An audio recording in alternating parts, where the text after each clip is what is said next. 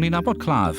Roedd ei wraig wedi ffonio dweud hi fod y gŵr yn treulio 17 awr y dydd yn y gwely yn aros I farw, a mae'n grac iawn.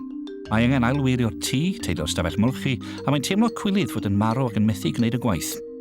Gyfynnes oedd wedi gofyn i'w ymgynghorydd am y cyffur hwn, doedd ddim ar gael, dim ond ar dreial. Ond, fel mae'n digwydd, cytunodd y cwmni cyffuriau i'w arannu, gan ei bod am ei weld yn gweithio yng Nghymru. Beth sy'n bwysig I gleifion yng Nghymru I ddeall yw bod proses yn bodoli a gall clinigwyr gael gafael ar feddyginiaethau newydd os ydyn nhw'n cael eu profi I fod yn effeithiol yn glinigol ac yn gost effeithiol. O fewn diwrnod, roedd dyn fy'n treulio 17 awr y dydd yn y gwely wedi cerdded i'r siop gornel. 3 mis yn ddiweddarach, dringodd pen y fan, a 6 mis wedyn, y wyddfa. Defnyddais y stori hon i'w hadrodd I Ruth, pan ddwedodd wrtha I fod y cyffur penodol hwn yn mynd I gael ei werthuso. Ac yng Nghymru, cawson ni'r cyffur hwn cyn Lloegr, yr Alban ac Iwerddon.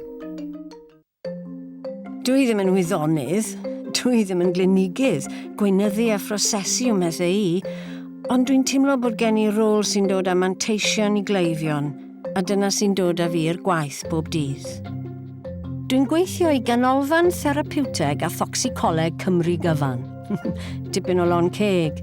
Mae nhw'n darparu cymorth proffesiynol I AWMSG, y pwyllgor sy'n cynghori'r gweinidog iechyd a gwasanaethau cymdeithasol, ynghylch a ddylai meddyginiaeth gael ei hariannu neu beidio o fewn gwasanaeth iechyd Cymru.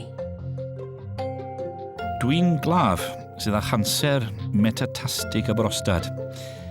Dwi'n ganrychiolydd lleig, sy'n golygu mod i'n cael fy ngwahodd I roi sylwadau ar werthusiadau.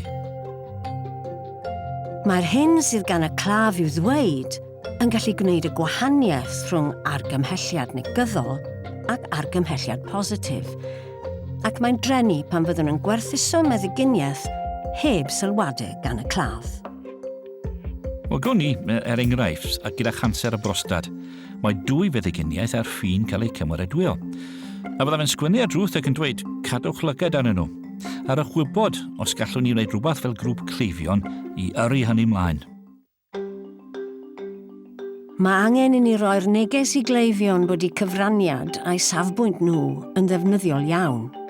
Mae hynny'n helpu'r bobl sy'n gwneud y penderfyniadau I ddeall yn union sut beth yw gorfod byw gyda'r cyflyrau hyn, a'r effaith y bydd y meddyginiaethau newydd yn ei chael ar eu bywydau nhw a'i gofalwyr. Hoffwn eich gweld chi'n mynd I wefan AWMSG a clicio ar yr adran I gleifion. As os gyda chi unrhyw gwestiynau, codwch y ffôn a wnai'n ngorau i'ch rhoi chi ar ben y ffordd. A dylen ni ddweud rhywbeth fel hyn, o'r tu allan mae'n gallu edrych yn frawchus, ond unwaith rydych chi'n rhan ohono, wel, ydych chi'n teimlo gallech chi wneud cyfraniad defnyddiol pwy bynnag ydych chi. Ie, dwi'n hoffi hynna.